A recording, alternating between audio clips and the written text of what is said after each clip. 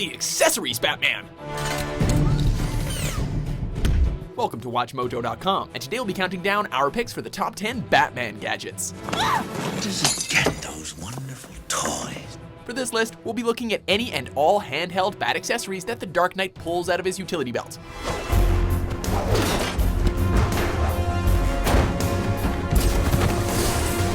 We're not considering the belt itself, or any of Batman's armor or vehicles, though. Number 10. Explosive Gel. First introduced in the critically acclaimed Arkham Asylum video game, Explosive Gel has seeped its way into our hearts. While it may be a fairly new addition, its effectiveness, versatility, and convenience makes us wonder how Batman ever managed without it.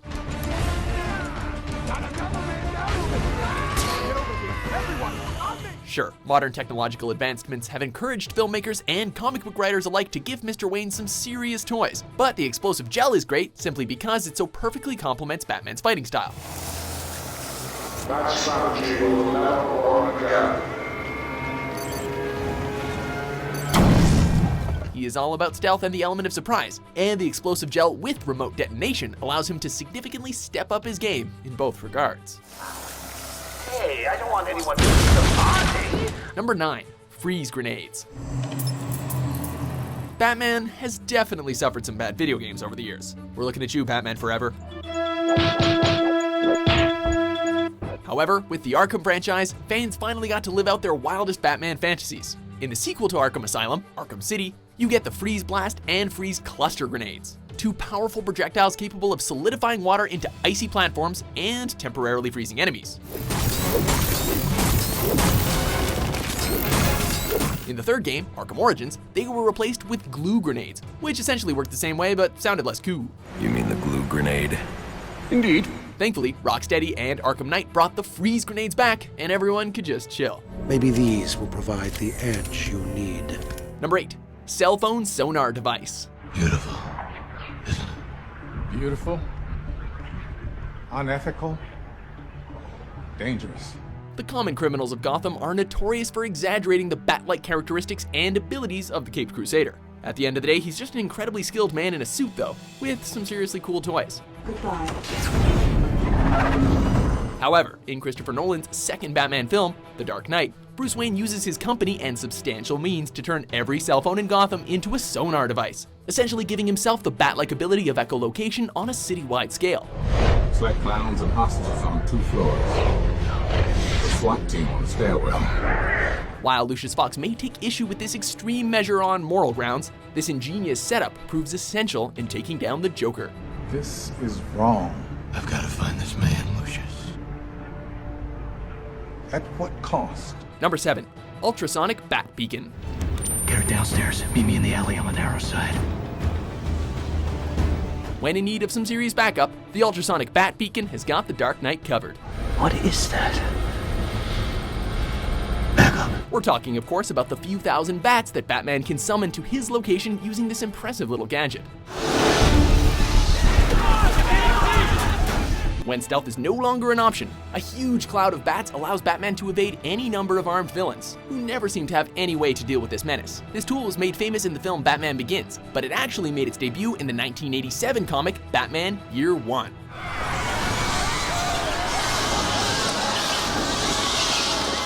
Number 6. Smoke pellets, smoke bombs. As weapons or distractions? For more everyday encounters with criminals, a swarm of bats is probably overkill. Smoke pellets, or smoke bombs on the other hand, have been an essential part of the Caped Crusader's bag of tricks for decades. They are small and subtle, making them easy for Batman to deploy in a split second through sleight of hand. Theatricality and deception. Powerful agents to the uninitiated. Releasing a small but dense cloud of smoke, sometimes accompanied by a low-powered explosion, these little tools have helped Batman escape countless situations. With many specialty options, like tear or knockout gas, they make great offensive weapons as well. Who is this guy?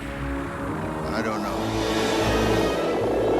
Until we find out, keep a lid on it. Number 5. Gauntlets. Batman first upgraded to his stylish but simple gloves in 1940 with the release of Detective Comics number 36, trading them in for the trademark spike-edged gauntlets. Do you know how I got these scars? No. Wanna know how you got these?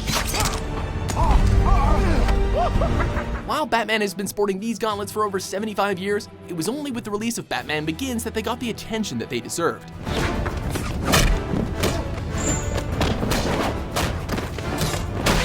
Their utility has often been limited to intimidation and style over the years, and in Adam West's case, they actually were kind of floppy. In 2005, Ra's al Ghul showed Bruce Wayne and the rest of the world that they were highly effective weapons in close quarters combat, especially for blocking swords, because that happens all the time. Number 4, BatComputer. Activating panic room protocol. Forget Mac or PC. This is one operating system to rule them all, and it's the Bat OS. From databasing the world's villains and heroes to processing anti-venoms and solving riddles, there is little that this supercomputer can't do. Robin, activate the remote BatComputer again. It's come a long way from the punch card computer introduced in 1964 and has gone on to be integrated into vehicles, armor, and even satellite systems. As real-world technology has evolved, I'm uploading the footage to your subnet now. The BatComputer has grown and expanded in kind, always staying a few dozen steps ahead of reality. Croc and Cheetah working together. That's new. Number 3, Glide Cape.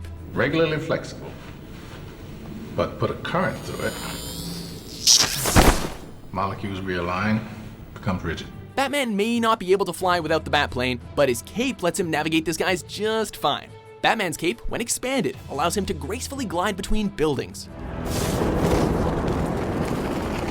Batman Begins gave us a scientific explanation for it, using memory cloth and an electrical current, but honestly, we were never really worried about plausibility. The cape is a silent, stealthy means of approaching enemies from above, and even if they do see him coming, it makes for one intimidating entrance. Number 2, Grapple Gun / Bat Claw / Grappling Hook. Hold on. The Glide Cape is a fantastic way of traveling downwards, but it requires a means of getting Batman to a high vantage point to begin with.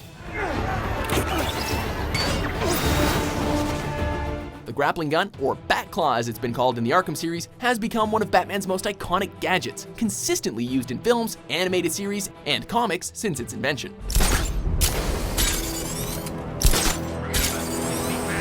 Remember when Adam West used to manually climb buildings with his grappling hook in the 60s TV show? It may seem silly and slow-paced by today's standards, but it wasn't until Tim Burton's 1989 Batman film that the now standard motorized grappling gun was introduced. Hold on. Before we unveil our top pick, here are a few honorable mentions.